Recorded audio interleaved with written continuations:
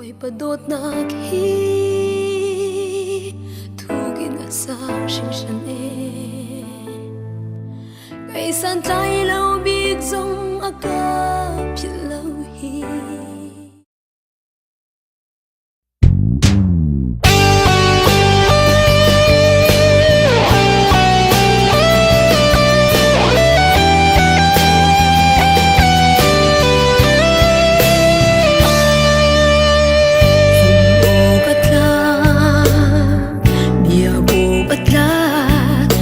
thân ốc ắt lạc ser mi vial te chung nol ngày tu na si kanun na ngày tu ni la cha na ngày tu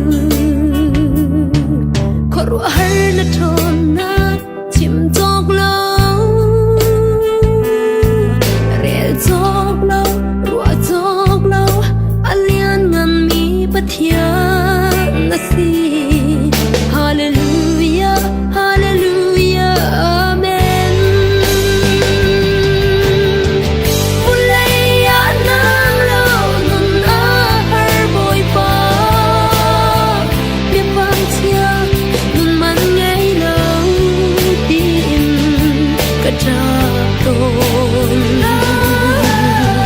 Mình sẽ nâng mơ cả ngày thứ. Tiát na kum ti lâu cả tâm mi khi là tốt na ngợi ter tu lệ là xuân phai na lặng ter tu ăn rắc si cái lo phải lo na chun cần nun na ni na thấy na mê lo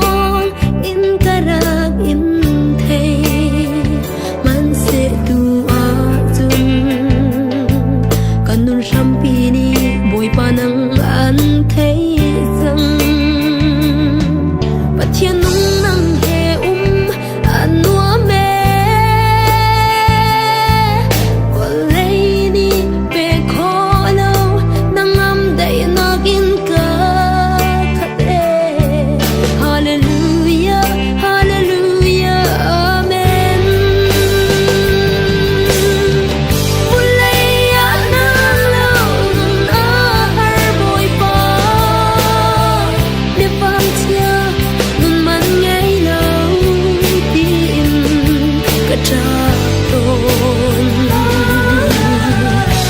sẽ nâng mơ cả ngày thứ chân cả dạ vàng chát na kum ti lâu cả tâm mi khi là tốt na ngợi ter tu lệ là xuân phai na lặng ter tu ăn rắc si cái lo.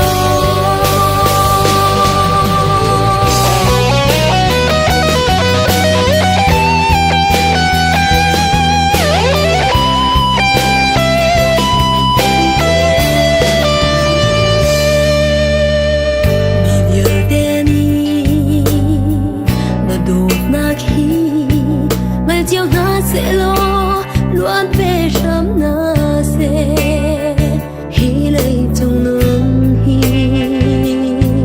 nang mạ tên lâu chun dây vẫn lâu mẹ năn si đi pha in bồi và nắng mà ô lo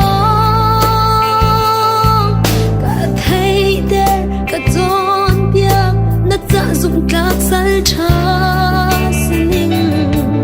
Hallelujah, hallelujah, amen. Mulai nang lâu nun har boy pa,